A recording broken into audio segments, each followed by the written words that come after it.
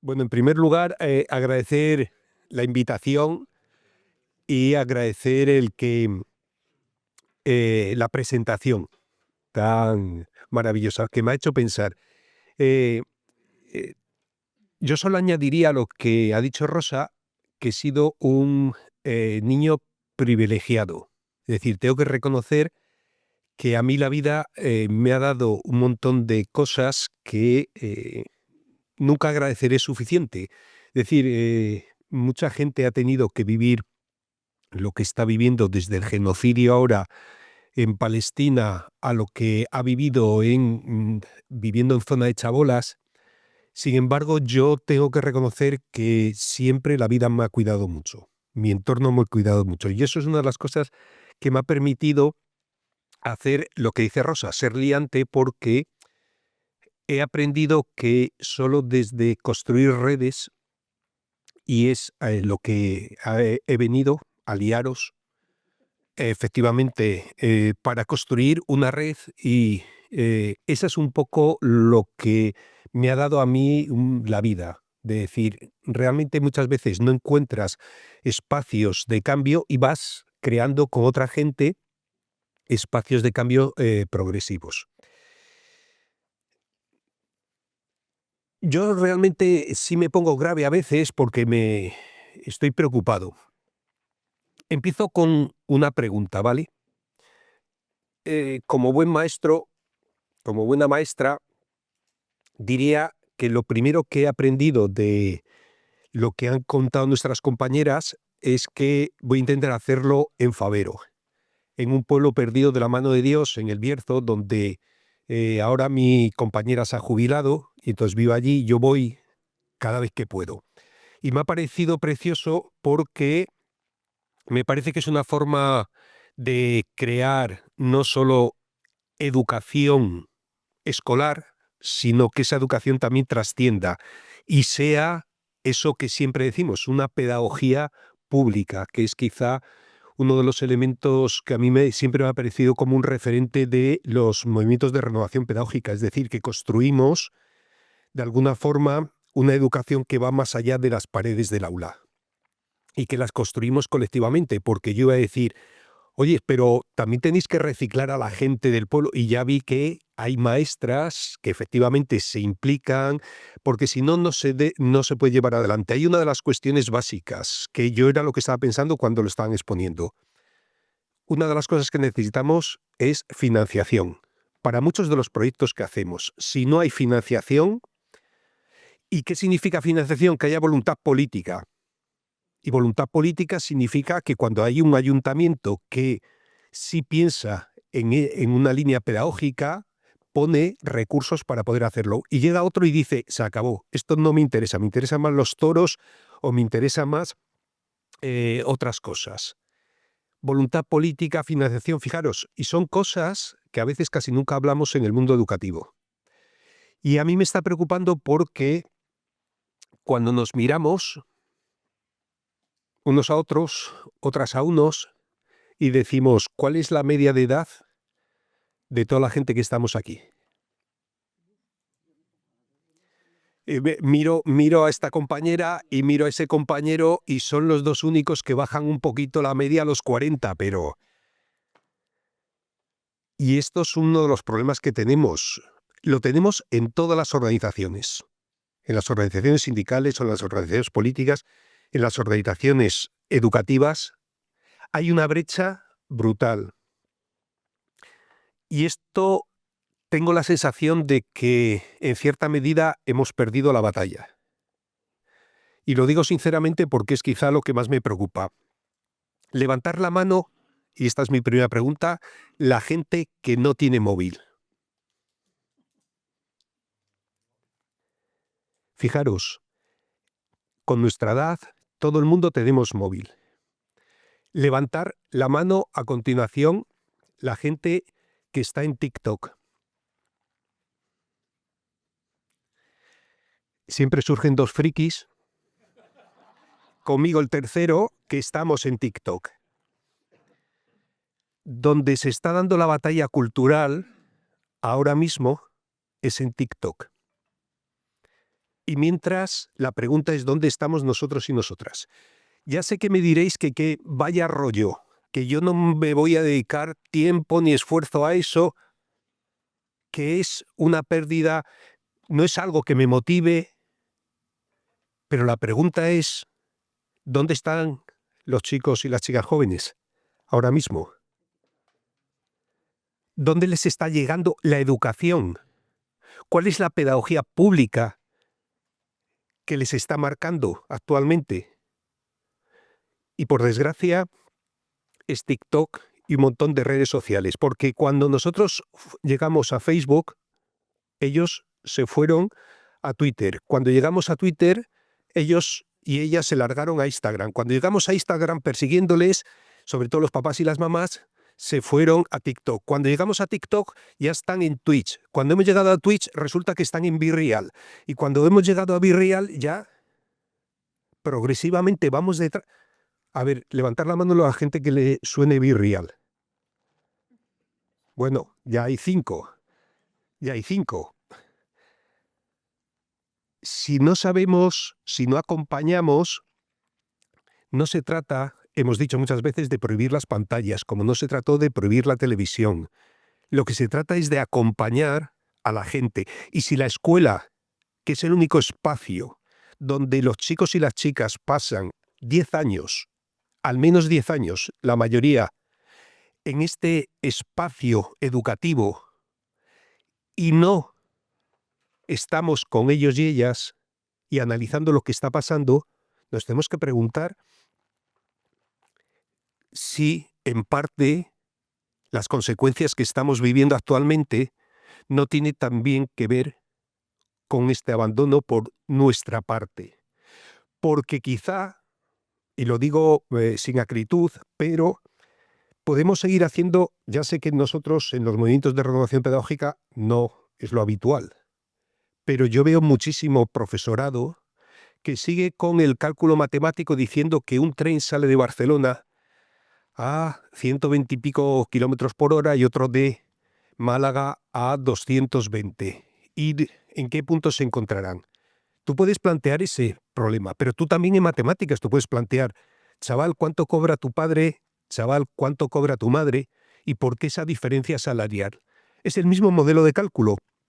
El problema es que detrás hay vida en uno y en el otro simplemente hay un ejercicio logístico de pensamiento, que también es necesario, ¿quién lo duda?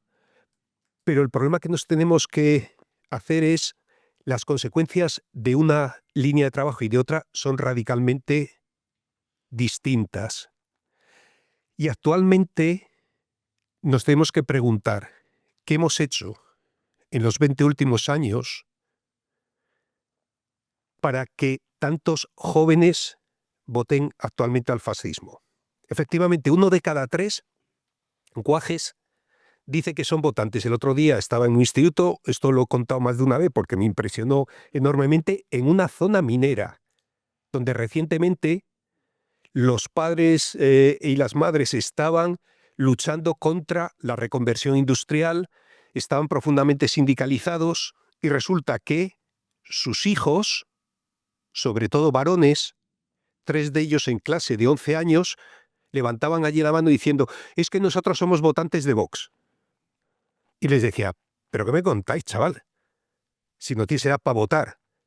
Bueno, pero es que las feminazis, es que la ideología de género, aunque luego no supieran lo que era eso, realmente reproduce mensajes que han oído permanentemente.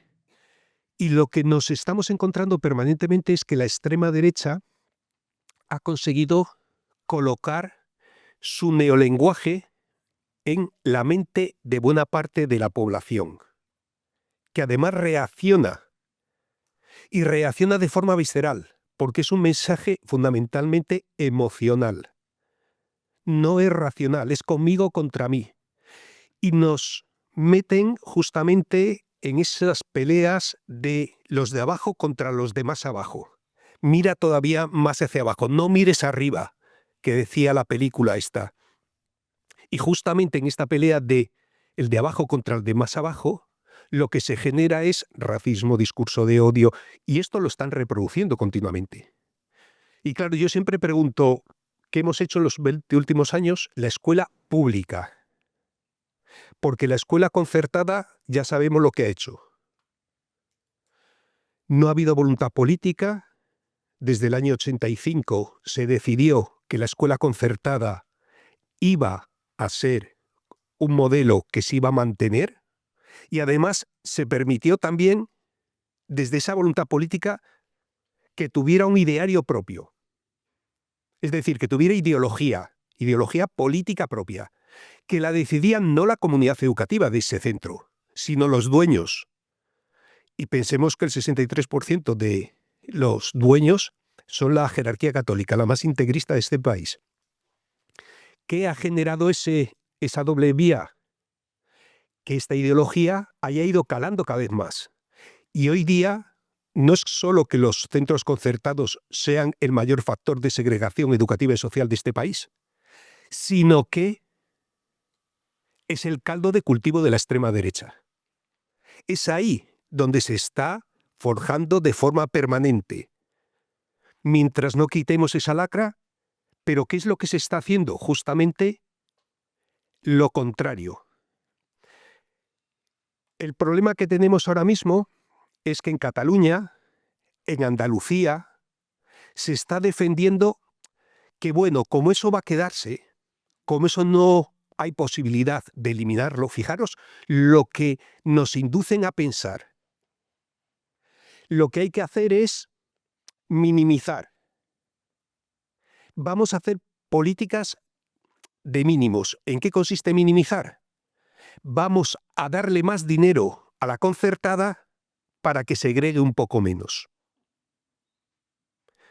Esto, Xavier Bodal es el ideólogo de esta línea aquí en Cataluña, junto con otros colegas. En Andalucía ha llegado y todavía va a ser mayor. ¿Y esto qué es lo que nos plantea? Dicho en bruto, para que todo el mundo lo entienda, es como si a un maltratador se le dijera: oye, te voy a pagar dinero para que le pegues un poco menos a tu mujer. Es exactamente eso. No es vamos a suprimirte el concierto porque estás segregando. No, es te voy a dar dinero si segregas un poco menos. Y entonces ahora acaba de salir un informe la semana pasada donde se dice: oye, que ahora ya solo segregan el 31%, no tanto. Fijaros lo que hemos conseguido. Esto es lo que estamos asumiendo en este modelo mental donde compramos el marco ideológico de la extrema derecha y lo trasladamos a la educación. El gran problema no es solo qué hace la derecha y la extrema derecha, no solo aquí, sino a nivel mundial.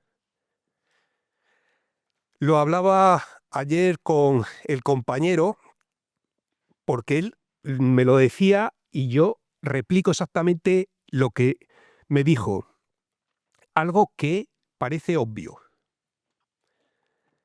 ¿Qué es lo que estamos haciendo a nivel mundial? A nivel mundial, cuando llega la derecha y la extrema derecha al poder, aplica su programa a sangre y fuego. Milei, en los 100 primeros días, suprimió la financiación a las universidades públicas, aplicó su programa de motosierra.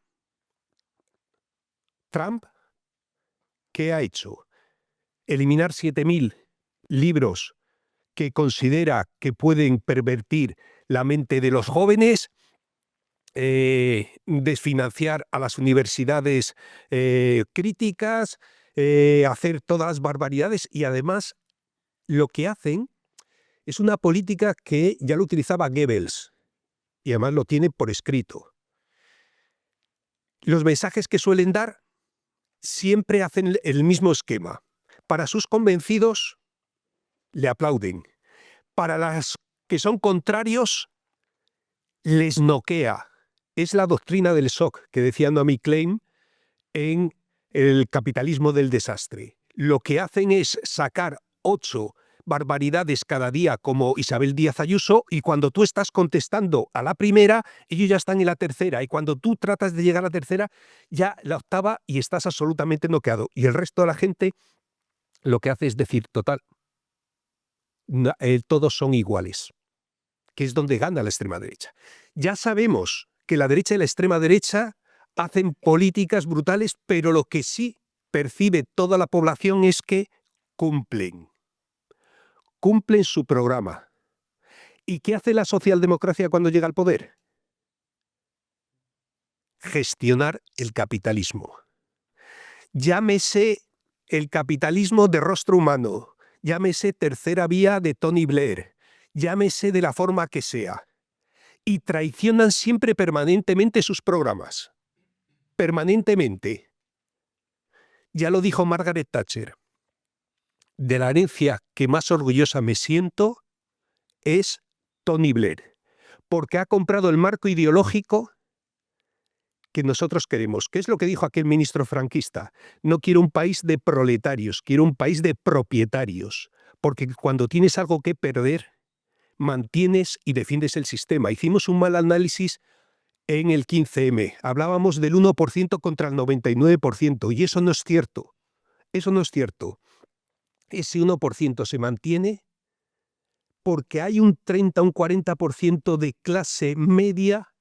Preguntar a cualquier taxista si se considera clase trabajadora y te dirá, clase trabajadora yo. No, yo soy clase media aspiracional, que aspira a llegar a ser ese 1% y mantiene el modelo por si acaso le toca a él.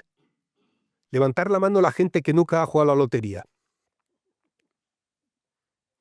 Clase media aspiracional. Ya sé que todos vais a repartir lo que os toque, ya solidariamente, ya lo sé, por supuesto. Pero es el modelo, es el símbolo, es a lo único que yo me niego a comprar o vender lotería. Porque yo, como militante de organizaciones políticas, una de las formas de financiación es la lotería dichosa. Y me niego simbólicamente, porque justamente es eso, el aspirar a llegar arriba, el cambiar ese modelo de la meritocracia, que además no la venden permanentemente. Hay algunos que pueden llegar. Tú puedes. Este es el país de los sueños y de la libertad que siempre aparece en el logotipo norteamericano. Tú puedes. En el siglo XV y en el siglo XXI, investigación de 2016, y hacen el análisis de los nombres de las familias que dominaban Florencia en el siglo XV. Son las mismas familias, los mismos apellidos que siguen en el siglo XXI. El modelo de meritocracia, el problema esencial que tiene detrás, no es solo que es falso, sino que además nunca cuestiona el modelo. Hay un arriba y un abajo, y alguno podrá llegar. Pero sabemos permanentemente que ese es el modelo que se mantiene, que tú treparás hacia arriba. Y el problema es ese modelo de aspirar a llegar arriba. Pues fijaros, esto es lo que nos está vendiendo. Si algo tiene diferente el neofascismo actual del fascismo clásico, es que ha integrado en su seno el modelo neoliberal. Y además de una forma brutal. Y lo defiende a capa y espada. El modelo que tenemos de Israel, que sería imposible entender el genocidio si no es a través de la educación sistemática y permanente a la que ha sometido a su población, donde la población cree que van a ser, o se va a producir un nuevo holocausto, que van a ser sacrificados por todo su entorno, que todo su entorno son enemigos y que por lo tanto, desde pequeños, lo que consideran es que el otro es un enemigo que te va a masacrar, estamos a la puerta de otro holocausto, y esto se hace en los libros escolares. Nurit Peled es una de las académicas judías que más ha estudiado este fenómeno. En ese sentido, podemos entender cómo la educación se utiliza como forma de adoctrinamiento y además de forma permanente. La extrema derecha, sea allí, sea en cualquier lado, la utiliza de forma permanente de adoctrinamiento. ¿Qué es lo que hace? ¿Qué estrategia utiliza? Acusar a los demás de lo que ella hace. Cualquier cuestión de derechos humanos, cualquier cuestión de educación afectivo-sexual, dice, es que eso es adoctrinamiento. ¿Y qué ha generado? El miedo permanente del profesorado. Vivimos en un estado de miedo permanente, de precaución, de autocensura para no meternos e involucrarnos más. Y por lo tanto, no nos queremos significar, no queremos más problemas. Y justamente cuando pedí el microcrédito, microcredencial, sabéis que ahora están con los rollos estos de hacer formas de mantener a la gente siempre ocupada permanentemente. Bueno, pues una microcredencial es como un pequeño grado pequeñito, y solicité a la Universidad de León dirigirle una microcredencial que se llama Pedagogía Antifascista. Y entonces me llamó la rectora, la vicerrectora, y se reunieron conmigo. Y me dijeron, luego en el vídeo, en la publicidad, tú pones lo que quieras. Pero hombre, no le pongas ese título, porque piensa quién gobierna en Castilla y León, que es el PP y Vox, y entonces va a ser un problema que eso. Y les dije, no. Es decir, no, el ser resistente, aguantar la presión, es muy duro para el profesorado, porque eso no solo te marca, sino que te significa. Y ya sabéis que en los años 30 lo primero que hicieron, nada más llegar, los fascistas, fue coger las listas de los sindicatos, las listas de los colegios, las listas de eso, y ver la gente. Y así fue como fueron fusilando. Y alguien me dirá, hombre, no estamos como en los años 30, estamos repitiendo exactamente el mismo modelo. La misma estrategia, la misma dinámica, y el problema es que la izquierda siempre llegamos tarde. Siempre llegamos tarde. Los intelectuales siempre llegamos tarde. Y cuando ya se ha producido, entonces decimos, ay, pero ¿cómo se pudo pasar lo de Alemania? ¿Cómo pudo pasar esto? Es que de aquellos polvos vienen estos lodos. Es que cuando en la escuela no se llega a la represión franquista, cuando se pasa de puntillas por la lucha antifranquista, cuando eso no se toca porque es complicado, los chavales ahora hablan justamente de Franco, ese bro, ese colega que es que fue el que hizo los pantanos, el que nos trajo la seguridad social. Pues no fue tan malo, hombre. Aquí la banalidad del mal es cómo se construye. Y como el profesorado en general no queremos más líos, y de hecho cuando yo le dije que no a la rectora, le pareció fatal. Y luego, curiosamente, la Junta de Castilla y León lo ha aprobado sin mayor pena ni gloria. Pero le pregunté a la rectora, ¿tú te has reunido con el resto de profes que han propuesto una microcredencial, con los otros 3 que han propuesto una microcredencial? Y me dijo, bueno, hombre, es que ponemos incluso el parche antes de la herida. El problema es que cuando acabamos de crear ahora, y esta es la buena nueva que os traigo en esta prédica del Evangelio, la Internacional Antifascista de Educación, porque curiosamente ellos están profundamente organizados.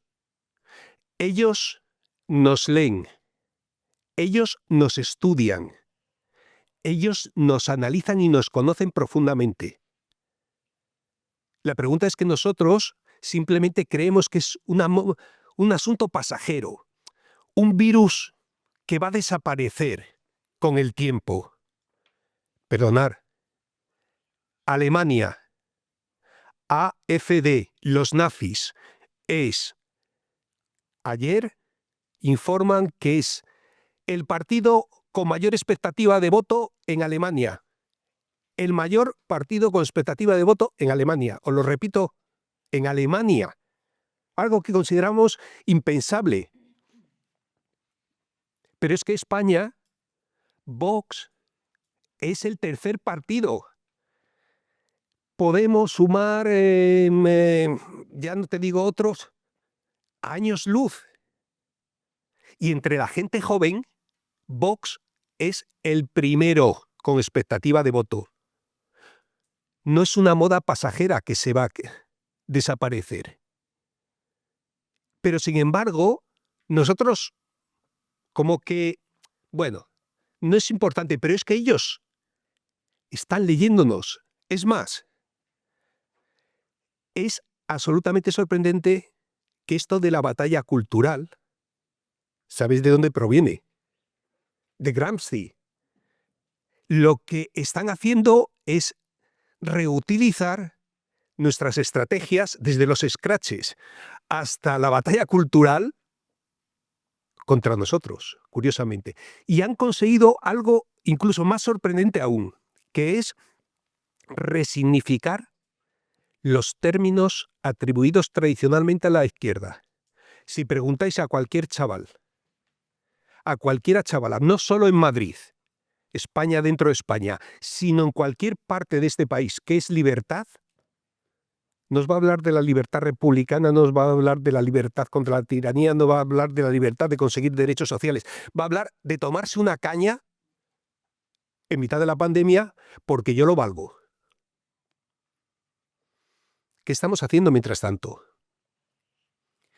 Fijaros, de hecho, me llamó el otro día una profesora de Chile y me dijo, oyes, Quique, igual teníamos que repensarnos el término de internacional antifascista de educación, porque sabes que acaba de hacer un decreto Trump que el antifascismo se va a considerar terrorismo. Igual lo teníamos que pensar. Y de hecho, los profes de Argentina ya nos han dicho, nosotros vamos a colaborar, vamos a trabajar en la Internacional Antifascista de Educación, pero no queremos salir públicamente con nuestro nombre y nuestra foto en la web. Porque no queremos sufrir las consecuencias de... Es decir, todo el proceso de autocensura, todo el proceso de marcha atrás que estamos teniendo, el miedo que se está generando, al final hace que nos refugiemos en nuestras aulas, que nos refugiemos en nuestras situaciones pequeñas y que digamos, bueno, algo podremos hacer ahí. Pero es que mientras tanto, ¿qué está pasando? Porque, hablando de los cefíes, ¿cómo se llamaban los cefires? Cefires ahí, ¿qué es lo que pide el profesorado en formación? Flipped Classroom, gamificación, inteligencia artificial, IA, además lo dicen así, IA, queremos, mindfulness. Lo último, y si llega en inglés, es la bomba. Y mientras tanto nos están desmontando la escuela pública, nos están desmontando un proyecto democrático de educación, nos están desmontando. Y la gente joven que entra como profes, yo lo digo por mi experiencia en la universidad, mi experiencia de la gente joven es que son el producto de la sociedad adulta que han vivido. Yo no puedo culpabilizar a los jóvenes de lo que están viviendo porque, vuelvo a decir, de aquellos polvos vienen estos lodos, y los jóvenes lo primero que me dicen cuando les planteo un proyecto de este tipo, cualquier cosa, me dicen, ¿pero esto cuenta para la NECA? Es decir, realmente en ese modelo de productividad están tan embargados por la situación laboral, por lo que están viviendo de inestabilidad, de precariedad, eso, que dicen, es que no me da tiempo a pensar en los demás. El proyecto que se está generando es desde una pedagogía del egoísmo tan brutal que al final crear redes, dedicar tiempo, construir colectivamente, pues acabamos siendo. Decía, es que hace 3 años había 150 personas y ahora estamos 40. Bueno, es que es fruto de ese proceso, porque el otro día Daniel Hong, que vino de la Universidad de Yale, una de las universidades de la Ivy League, y es un profesor que sería aquí como catedrático de universidad, y vino a una jornada de educación por Palestina que organicé en la Universidad de León. Y nos dijo, por favor, que no aparezca mi nombre. Yo doy la ponencia, pero quiero poder volver a Estados Unidos. Ya sabéis que el autor de Antifa ha pedido asilo político en España. Es decir, antes se pedía asilo político de Rusia, ahora se pide asilo político de Estados Unidos. Bueno, pues este dijo, no quiero que aparezca. Y lo que nos contaba es que el día anterior él estuvo también en un acto educativo, donde había 10.000 personas en Madrid, y consiguió entrada de chiripa porque casi no llegó. ¿Sabéis quién lo había convocado? Vox. 10.000 personas. 10.000 personas. ¿Cómo es posible? Y me decía, había gente joven increíblemente. Yo por eso me pregunto siempre, vale, este es el análisis. Y entonces, como decía Vladimir Ilich, alias Lenin, ¿qué hacer? ¿Qué podemos hacer? A mí me parece que es necesario, imprescindible, lo que han contado nuestras compañeras en nuestra aula, en nuestra clase, pero que además con una proyección social. Siempre, yo al menos en la investigación, cuando hacemos investigación, siempre nos planteamos que aparte de fiabilidad, validez, credibilidad, todos los criterios de investigación, tiene que haber uno fundamental, que es utilidad social, que le sirva a la gente. Un proyecto así no solo sirve a la gente, sirve para también crear conciencia social, sirve también para otro de los elementos que es básico. Una entrevista que le hacían a Noam Chomsky en el 2022 decía que los 3 grandes retos fundamentales que tiene la humanidad ahora mismo son, por una parte, el auge del neofascismo, por otra parte, la crisis climática y, por otra parte, lo que es la quiebra de la democracia. Bueno, a mí me parece que efectivamente esa parte que nos vamos a quedar sin planeta, que es que el ritmo que tenemos de consumo de gasto energético, hemos pasado todos los tipping points ya establecidos, no sabemos si habrá posibilidad de vuelta atrás, a pesar de que a Antonio Turiel le digan colapsista, etcétera, parece que científicamente ya hemos pasado mucho y seguimos con ese modelo, incluso los propios sindicatos. Como salida siempre es el crecimiento económico, pero es que vivimos en un planeta limitado, en un planeta que no puede soportar que 7.000 millones de personas vivan al estilo norteamericano porque necesitaríamos otros 3 planetas más. Pero claro, ahora lo que están es proponiendo soluciones ecofascistas. Ecofascistas significa soluciones extraplanetarias, soluciones de bunkerización, de aquellos ultrarricos que dicen el problema es la población. Yo quiero seguir viviendo con mi ritmo de vida, entonces lo que hay es que controlar la población y lo que hay que controlar es los recursos y hacernos con los recursos, porque los 800.000 millones de euros que Europa se va a gastar en armamento, no en educación, no en sanidad, no en servicios públicos ni en pensiones, esos 800.000 millones no penséis que es para ninguna guerra ni para Rusia. Es en el nuevo orden mundial, en la geopolítica que se está montando, nosotros queremos apropiarnos de los recursos de África. Se están repartiendo ahora mismo y para eso se necesita rearmarse. Y esto está analizado no solo por vos y por otra gente que está haciendo análisis político, sino justamente por la propio Banco Mundial, diciendo aquí los recursos cada vez van a ser más escasos y necesitamos pelearnos por los que hay.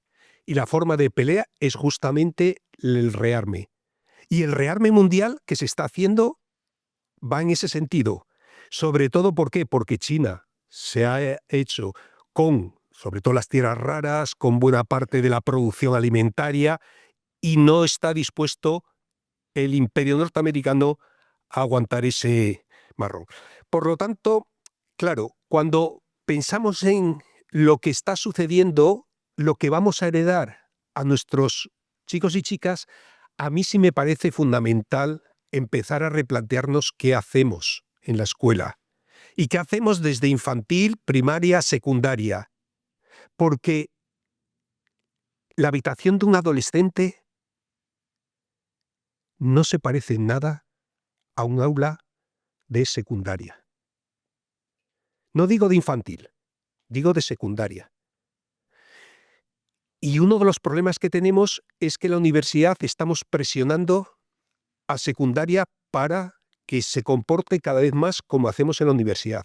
Y los de secundaria están presionando a los de primaria para secundarizar la docencia. Y los de primaria, de hecho, yo siempre cuento el chiste ese que me contaron a mí, que me parece muy real, que porque yo, hablando con los profes de didáctica de las matemáticas, de didáctica de la lengua, siempre me dice, cuando llegan a la universidad, los chavales tenemos que empezar de cero, porque no saben hacer la O con un canuto. Y digo, ¿y eso? Dice, es que no les dieron base en secundaria. Y claro, cuando tú vas a preguntar a los de secundaria, dicen, es que han venido sin base de primaria. Y cuando llegas a primaria, dice, no, los de infantil, que no le sacaron con base. Y ya cuando preguntaba a los de infantil, dice, es que la matrona le sacó sin base. Realmente es siempre hacia atrás. Y la pregunta es, ¿de verdad este es el modelo de educación que queremos? Yo lo que planteo es, ¿no tendríamos que infantilizar todo el sistema educativo? Y fijaros qué término, infantilizar. Y dices, ¡ay, qué! Al revés. ¿Por qué casi nunca hay ningún problema de inclusión en infantil? ¿Por qué las cosas que se hacen en infantil siguen siendo apasionantes para los niños y niñas? Si un niño o una niña a los 3 años pregunta por todo, quiere saber de todo, tiene una curiosidad enorme, ¿qué es lo que pasa? Que a los 14 años ya no quiere saber nada de lo que le contamos. A lo mejor es que lo que estamos haciendo nada tiene que ver con su propia vida. Y entonces decimos, no, es que toca el tema 14. A mí lo primero que me preguntaba el departamento es, ¿por qué tema vas? Y yo siempre les preguntaba, hombre, tendríamos que preguntar por qué tema va nuestro alumnado. Ah, no, yo vuelvo a contar lo mismo que viene en el libro de texto, con mis palabras, y sigo para adelante. De verdad, en ese sentido, a mí me parece preocupante que no nos estemos planteando qué es lo que están viviendo los chicos y las chicas en las aulas, que no nos replanteemos el currículum, que no nos replanteemos los problemas desafiantes a los que se van a tener que enfrentar, que no empecemos la historia por el final para poder entender el pasado. Tiene que ver mucho con el presente, pero también el presente tiene que ver mucho con el pasado. Si no somos capaces de conectar eso, dediquémonos a otra profesión. Tendremos que replantearnos aquello que hicieron. Yo llegué, y es verdad que a mí me marcó mucho cuando hacía octavo de GB. ¿Os acordáis aquello de GB? Todavía tuvimos mucha gente. Octavo de GB y llegó mi profe de Ciencias Naturales y dijo que nos vio a los chavales a los 15 años, ¿qué es lo que te preocupa? ¿Qué os preocupa a los 15? Bueno, a nosotros el sexo. Fuera con chicos o con chicas, porque no discriminábamos por razón de sexo, porque es anticonstitucional. Vamos, en general. El sexo, es que es muy fino lo de las chicas. Normalmente, y la profe de Ciencias Naturales fue lo que planteó. Dijo, no, no, no se va a llamar Ciencias Naturales, se va a llamar Aprender a ligar. Claro, y yo que estaba con la cerbatana atrás, con el bolivic, aquello de que todavía se utilizaba y se quitaba la tinta del centro, me quedé con la cerbatana en la mano y me quedé, y dije, me interesa este asunto, ¿no? Y luego es verdad que hablamos de todo lo habido y por haber, de la anatomía de todos. Y llegamos a clase de lengua y nos dijo, oye, chavales, la profe, que tirar del pelo de adelante no mola, no es una buena estrategia de ligue. Y yo todavía me sé de poemas de Mario Benedetti, porque los utilizábamos, la poesía, como forma de decir a otra persona como la querías. Y el de educación física, efectivamente, llegó allí y nos puso de 2 en 2. Entonces dijo, poneros de 2 en 2. Y yo me puse con Javi, que yo era así de Canelo.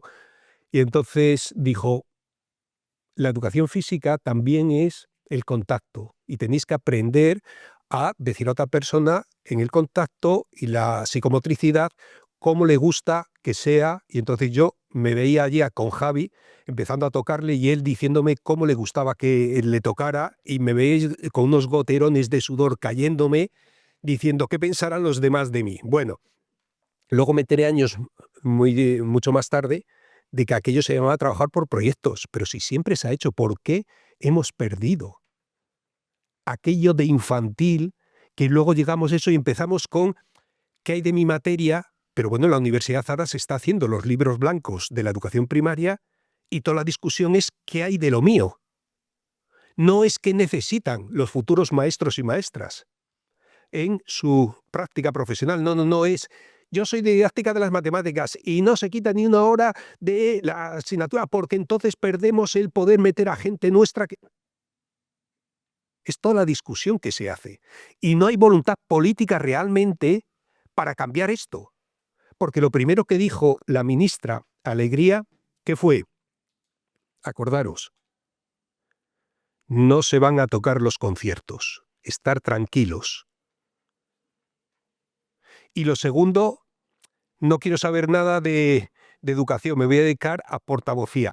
Si no tenemos voluntad política que respalde estos proyectos, al final se acaba haciendo a costa del voluntarismo de los pocos que quieren hacerlo. Pero el resto es que yo no quiero esta experiencia de ellas. Yo quiero que esta experiencia sea la norma. Porque si no, al final siempre depende del maestro o la maestra esforzado, de los pocos que venimos y dedicamos horas de... No, no, yo quiero que haya un respaldo financiero, político y de voluntad social y colectiva. Y esto significa cambiar la cultura, y esto significa la pedagogía pública. Pero en esto, repito, nos han ganado la batalla. La batalla cultural es esta. Y esta mentalidad que se está generando de forma permanente donde cada vez retrocedemos más y empezamos a decir, bueno, es que igual vamos a tener problemas. No me pongas el nombre, no puedo aparecer. Por eso a mí me parece muy importante justamente lo que se está haciendo ahora mismo y lo que estamos haciendo aquí, que es mantener y sostener las redes que hay construidas. Pero creo que tenemos que dar pasos más allá para involucrar a más gente de forma activa en esas redes. Y tenemos que conseguir que haya más gente joven y no dejar justamente que, bueno, es que la gente joven ahora, uno de los compromisos de la red de universidades por la renovación pedagógica ha sido que ningún alumno o alumna salga de las facultades de formación, de educación de este país, sin que sepa lo que son los movimientos de renovación pedagógica, cómo vincularse a uno o cómo crear uno si en su zona no existe. Esto es uno de los compromisos bien concretos y que se está haciendo desde el año pasado.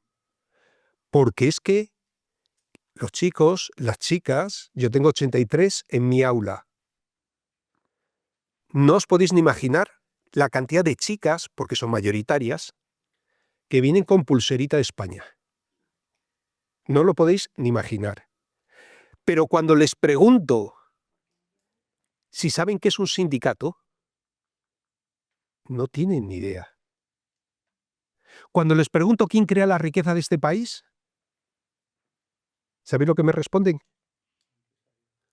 Los empresarios. Gracias a ellos puedo trabajar. Me dicen.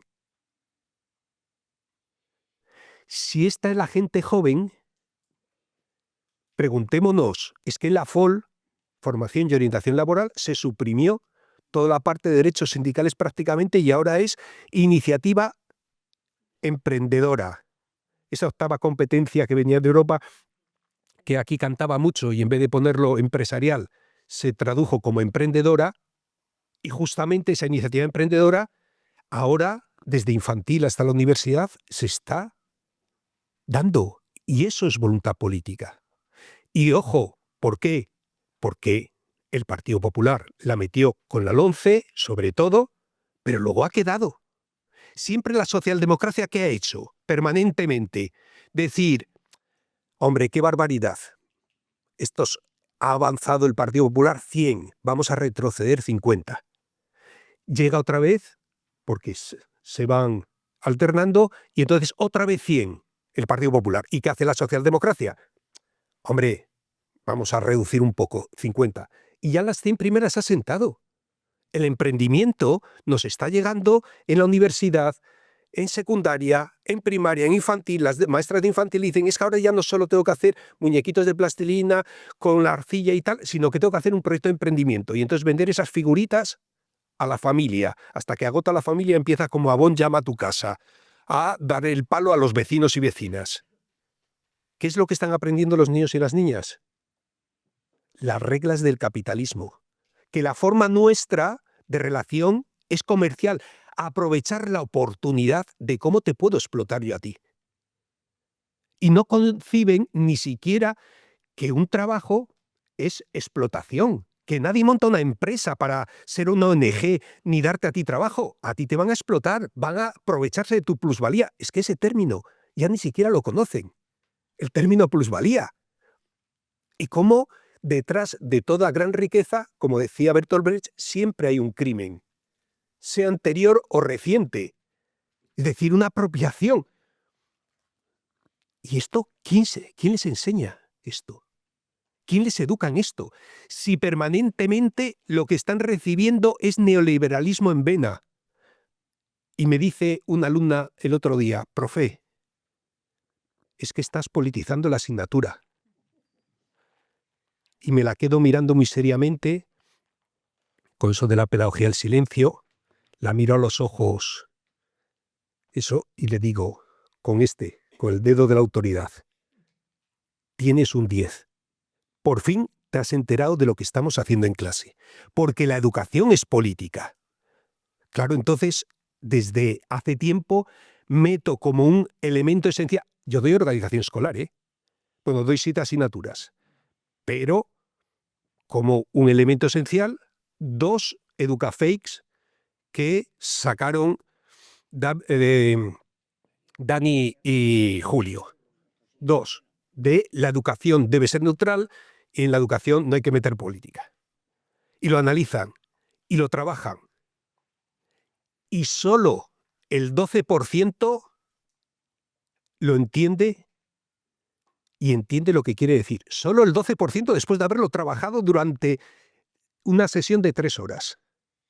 Imaginaros la carcasa de capitalismo neoliberal que tienen y lo difícil que es. Es como el agua para el pez, que lo viven permanentemente. La pregunta es, ¿qué estamos haciendo en toda la educación como para no estar educando en otro modelo social, en otro modelo político y en salir de este capitalismo que lo único que ha generado es exterminio, expolio de la naturaleza y saqueo permanente? ¿Cómo es posible que eso no sea la educación? Porque esos son los derechos humanos. Igual es que estábamos muy enfrascados con las raíces cuadradas o con el análisis sintáctico, 1723 horas de análisis sintáctico, de objeto directo, complemento circunstancial, que me parece fundamental cuando eres un gran escritor. Pero a lo mejor también hay que abordar los problemas que están viviendo. A lo mejor también es fundamental empezar a pensar en otro modelo de educación posible. Muchas gracias.